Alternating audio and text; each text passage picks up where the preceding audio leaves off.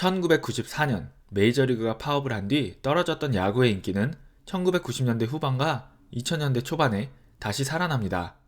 우리가 대약물의 시대라고 이야기하는 이 시기에 수많은 홈런 타자들이 나왔고 그들의 인기가 엄청났지만 저는 이때 야구의 인기를 되살렸던 주역들 중 상대적으로 저평가를 받는 이들이 있다고 생각합니다. 바로 유격수 포지션인데요. 모든 스포츠는 필연적으로 다른 포지션에 비해서 더 주목받고 인기 있는 선수들이 몰리는 포지션이 있습니다. 미식축구의 쿼터백과 리시버, 축구의 스트라이커와 윙어, 농구의 2번과 3번, 그리고 리그 오브 레전드의 정글과 미드가 있습니다. 화려하고 하이라이트에 가장 많이 등장하며 시합 중 경기 참여도가 가장 높은 포지션이기에 인기 선수도 이 포지션에서 많이 나오게 됩니다. 저는 야구에서 이것에 해당하는 포지션이 센터라인 중 하나인 선발 투수, 중견수, 그리고 유격수라고 생각합니다. 물론 이것은 제 의견일 뿐입니다. 1990년대 오마 비지켈, 베리 라킨, 칼리 켄 주니어, 오지 스미스, 토니 페르난데스와 같은 많은 선수들이 리그를 대표하는 유격수였습니다. 그리고 1992년 뉴욕 양키스가 데릭 지터를 지명하고 1993년 시애틀이 알렉스 로드리게스를 지명했습니다. 다음 해인 1994년에는 보스턴이 노마 가르시아 파라를 지명합니다. 메이저리그에 올라온 시기와 파업이 맞물리면서 에이로드는 신인상을 놓쳤지만 데릭 지터와 노마 가르시아 파라가 1996년과 1997년에 연속으로 신인상을 타면서 메이저리그에는 본격적인 유격수 트로이카의 시대가 열렸습니다. 실력은 에이로드가 가장 뛰어나다는 평가를 받았지만 뉴욕 양키스의 데릭 지터와 보스턴의 노마 가르시아 파라의 인기도 만만치 않았습니다. 그리고 미겔 테아다, 지미 롤린스, 에드가 렌테리아, 라파엘 퍼칼, 호세 레이스, 여기에 헨리 라미레즈와 툴로까지 1990년대 중후반에서 2000년대까지 유격수는 가장 화려한 수비를 하는 포지션이자 팀 공격도에서도 중요한 위치를 차지하는 선수들이 넘쳐났습니다. 2010년대가 시작되자 수비 시프트가 늘어났고 유격수는 조금 더 전술적인 의미를 지닌 그런 포지션이 되었습니다. 안드루스, 시몬스, 브랜든 크로포드, 진 세그라와 같은 유격수들이 등장했으며 홈런과 장타의 가치가 높아지자 홈런을 칠 수 있는 많은 선수들이 1루 혹은 코너 외야수로 수비 포지션을 변경하고 벌크업을 해서 파워를 늘리는 일들이 많아졌습니다. 시대의 흐름이긴 했지만 유격수 포지션을 좋아하는 제게는 어떤 느낌이었냐면 라이엇 게임스에서 하체에 힘을 실어주기 위해 만들었던 대향로의 시대를 보는 느낌이었습니다. 물론 경기 막판으로 가면 버튼 포지션의 역할이 정말 중요해지지만 대향로의 시대는 게임 자체가 모두 그것만을 위한 게임이 되어버린 그런 느낌이었습니다. 다시 야구 이야기로 풀어보면 홈런과 장타가 정말 중요하지만 그것의 가치가 너무 높아져 버렸기 때문에 경기 전체가 그것만을 위한 시합이 되어가는 것처럼 그렇게 느껴졌고 다른 스포츠에 비해서 정적이란 이야기를 들었던 야구는 더 정적인 스포츠가 되었습니다. 시합 시간을 줄이기 위해서란 이유도 있었지만 시합 시간이 여유있게 3시간이 넘어가는 NFL의 인기는 식을 줄 몰랐으며 북미 프로스포츠 중 시합 시간이 가장 짧은 NHL의 인기 하락은 경기 시간이 절대적인 인기의 척도가 아니라는 것을 분명히 보여주고 있었습니다. 테오 앱스타인은 야구가 대중의 관심을 잃어버린 것에 책임을 느낀다는 말을 하며 시카고 컵스의 사장직에서 내려오고 메이저리그 사무국의 자문위원직을 받아들이게 됩니다. 그리고 가장 재미있는 야구를 했다는 평가를 받았으며 야구 팬들의 사랑을 한몸에 받았던 더 키드, 켄 그리피 주니어 역시 이번 시즌부터 메이저리그 사무국에서 일을 하기로 했다고 발표합니다.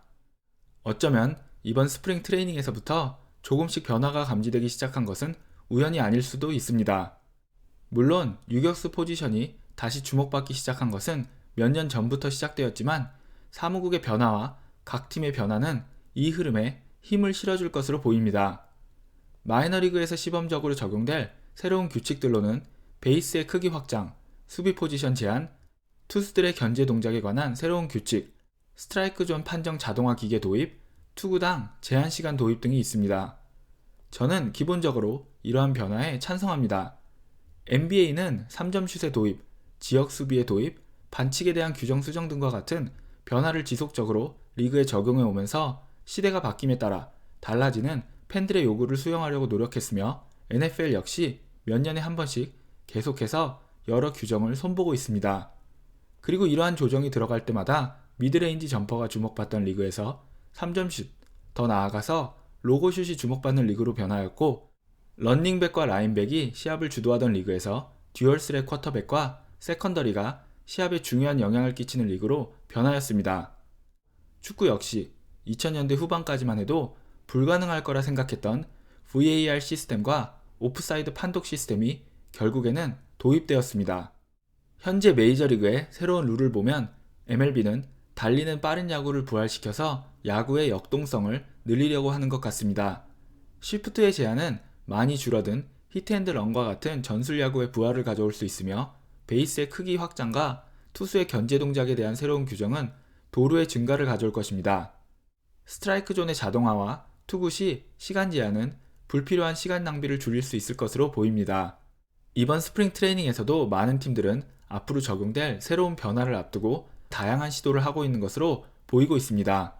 토론토는 매 경기 도루를 지속적으로 시도하고 있으며, 인플레이 상황에서는 달리는 야구로 쉬프트를 공략하는 모습도 보여주고 있습니다.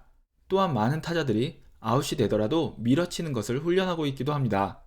축구에서는 가장 강력한 팀의 포메이션을 파괴하기 위해서 새로운 포메이션이 등장하고, 그렇게 새로운 포메이션을 들고 등장한 강력한 팀을 이기기 위해서 또 다른 포메이션이 등장합니다. 그리고 그렇게 시간이 흐르다 보면 패션의 유행이 다시 돌아오듯이 예전의 포메이션이 다시 등장하곤 합니다. 그리고 야구도 다시 돌고 돌아서 파워의 시대에서 더 많이 달리는 야구로 돌아오려는 모습을 보여주고 있습니다.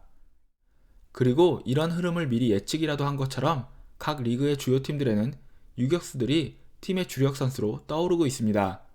다저스의 코리 시거, 파드레스의 타티스 주니어, 뉴욕 매츠의 린도어, 워싱턴의 트레이 터너, 애틀란타의 댄스비 스완슨, 필라델피아의 디디 그레고리우스가 내셔널리그에 있습니다. 그리고 우승을 노릴 전력은 아니지만 콜로라도의 트레버 스토리도 있습니다. 아메리칸 리그에도 토론토의 보비셋, 양키스의 글레이버 토레스, 보스턴의 젠더 보가츠가 있으며, 윌리 아다메스를 보유한 템파베이는 현재 메이저리그 최고의 유망주라 불리는 완더 프랑코를 보유하고 있습니다. 그리고 시카고 와이삭스의 팀 앤더슨과 휴스턴의 카를로스 코레아 역시 팀의 공격에 중요한 부분을 차지하고 있는 선수들입니다. 아달베르토 몬데시 역시 큰 기대를 받고 있는 캔자스 시티의 유격수입니다. 연봉적인 측면을 봐도 타티스 주니어가 7번째로 총액 3억 달러짜리 계약에 성공한 선수가 되었고, 소문이 사실이라면 곧 린도어가 3억 달러 클럽에 가입할 것으로 보입니다. 그리고 그 뒤를 이어서 코리 시거 역시 큰 부상만 없다면 올해나 내년 안에 3억 달러 클럽 가입이 가능해 보입니다.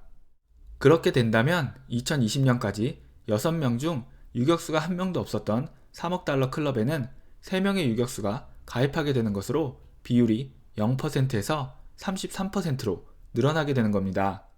제 개인적으로는 글레이버 토레스, 보비셋, 트레이 터너의 가능성을 굉장히 높게 보고 있기 때문에 유격수 중에 더 많은 3억 달러 클럽 가입자가 등장할 수도 있습니다. 보스턴 레드삭스와 시카고 컵스를 저주에서 구한 테오 옙스타인은 메이저리그를, 그리고 더 크게는 야구를 구하는 것에 성공할 수 있을까요? 문제는 게임 시간이 아닌 게임의 속도라고 생각한 그의 판단이 과연 어떠한 결과를 가져올지 정말 궁금합니다. 새로운 대세가 되어가는 베이스볼 서번트의 분석과 앞으로 더 속도감 있어질 야구 생각에 마음이 설레이는 걸 보면 제 취향은 이쪽에 더 가까운 것 같습니다. 오늘 준비한 소식은 여기까지입니다. 여러분 모두 좋은 하루 보내세요.